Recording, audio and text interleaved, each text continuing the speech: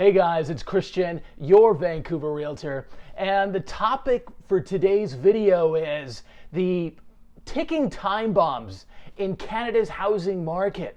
What are those things, the factors that could cause a crash, and that we as savvy homeowners and buyers need to pay attention to? So let's do that right now. And the first thing, it's the most obvious thing, is the interest rates. And you know what we can all we need to do is go back to the early 1980s here in Canada, and we can talk to our parents or grandparents, and they'll tell you stories of when interest rates were 15, 16, and 17%. So obviously, it goes without saying that if the rates where they are today, which are rock bottom 40-year lows, 2%, I've got clients getting 2.2% fixed term interest rates. And imagine if that went up to 16%. Obviously, that would have a huge impact on our borrowing costs on a month-to-month basis. I'm just going to pull up an example for you. Let's put it up on the screen. And you can see here, imagine a couple, they're going to purchase $1 million home. They're getting $800,000 from the bank as a loan. And you can see right there that at a 2.29% interest rate, that mortgage costs $3,070 a month. Let's imagine now that the interest rate were to climb 3% to 5.29%. The same monthly payments now jump by about $1,400, as you can see there, $4,400 a month. Okay, so you can see that that's just an example of a 3% increase.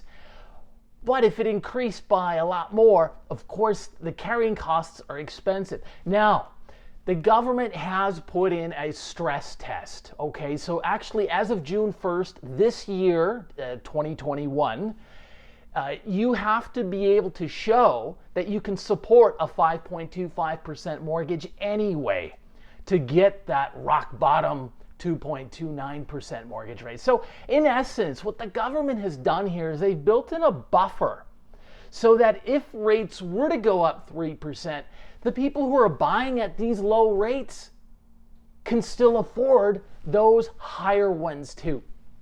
And you know what? When you do the reading, when you listen to the experts, but especially it does appear like we are in a long period of prolonged low interest rates and have been for the last decade. So I don't think we're going to be going to 16% interest rates anytime soon, but obviously that would be one factor. And if we were, it would be happening somewhat slowly. The government, the banks don't increase the rates by 2 or 3% in a quarter. It doesn't work that way. Okay, the second thing I want to talk to you about is wild property evaluations. And there's a couple of good examples from the last 30 years. The best is from Japan in the 1980s. In their post-war economic boom, in the 1980s, their stock market and real estate just took off.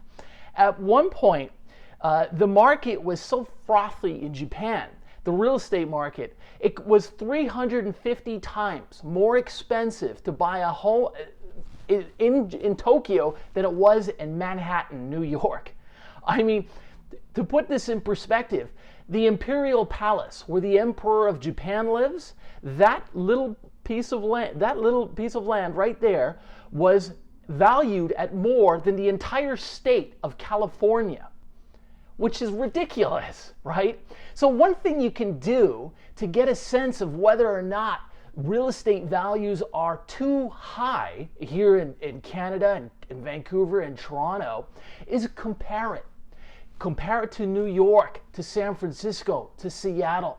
And if you do that, and it's easy with a Google search, you'll find it's not that different. Yes, Canadian prices are higher in downtown Vancouver, for example, and incomes are lower, but they're not 350 times higher. I mean, what that's saying in essence is an $800,000 condo in New York would have cost you $250 million in Tokyo in the late 1980s. And of course, that's why they had a massive stock market crash and property crash in 1989, 1990 in Japan. We're nowhere near that today, obviously. Okay, the third point is lax lending policies, being too lenient with giving out money. And we saw this in the 08-09 financial collapse in the United States. The housing the crash there they had where home prices came down 30-40% or more in places like Fort Lauderdale, Florida, Las Vegas, Nevada, Phoenix, Arizona. And one of the problems they had at the retail level was it was just too easy to get a mortgage. Right? So all you needed was a heartbeat and a pen. You could walk into a bank and get a mortgage. I mean, there's stories of people working at McDonald's with no money down, getting mortgages to buy homes, right? And if you ever want to explore this and learn more about it in detail, you can do it. There's a great film called The Big Short. And it's a sort of a movie documentary that explores this. And there's a great scene in the film where one of the investors is in Florida. He's in a bar and he's actually talking to his stripper, and she tells him, "I own 4 condos in a house." And all of a sudden he gets the Spockian eyebrow. He's completely shocked. How can someone like this, obviously not unreported income, own 5 properties? I mean, it just doesn't seem real. And what they had at that time, it was just, money was just so easy to get. They used to call them ninja loans. No income, no job, no assets. You didn't need to show any of that. Just walk into a bank and you could get a loan. I mean, it's crazy. That's all you can say about it. And of course, it caused a collapse in the US.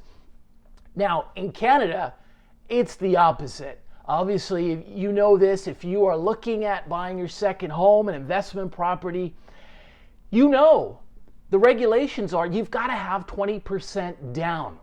And that's across the board for second, third, fourth property. And they won't let you, generally for most big banks, chartered banks like TD, they won't lend to you on after you've bought 4 or 5 homes.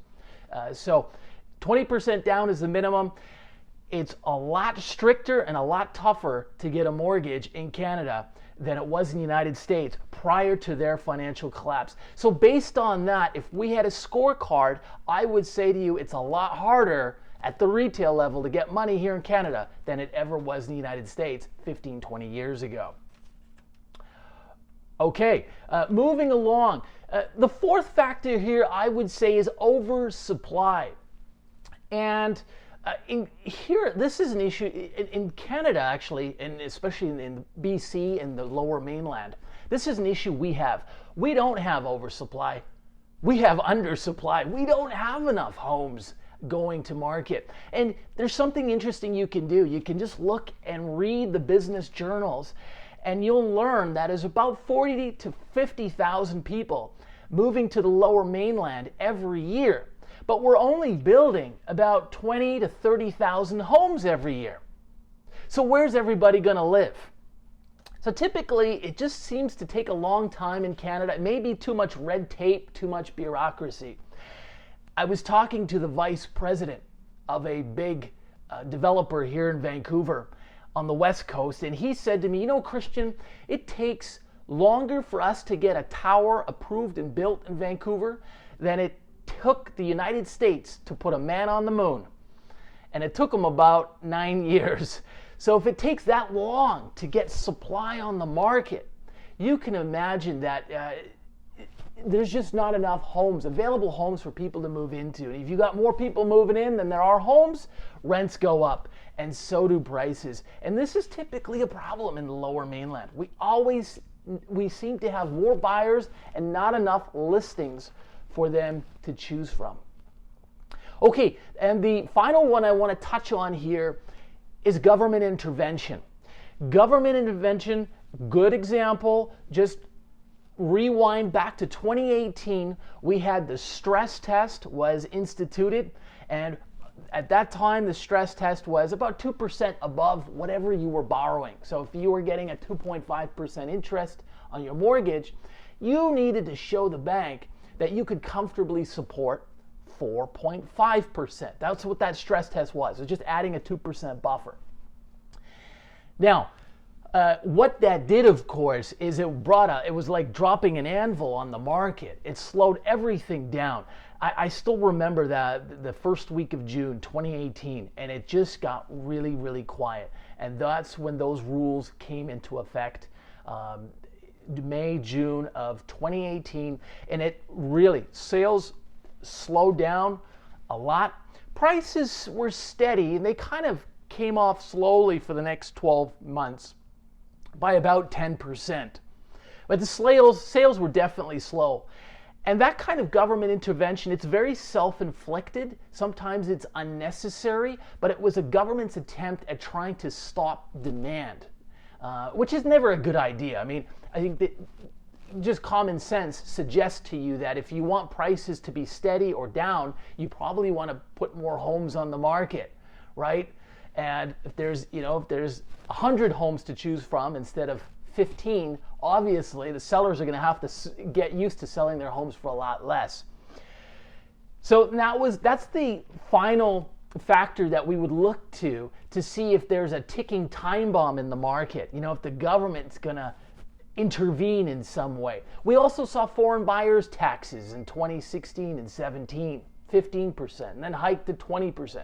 We saw empty homes taxes, and so at the provincial and city level, they've done pretty much everything they can at the government level. I don't think there's anything more besides increasing taxes at this point.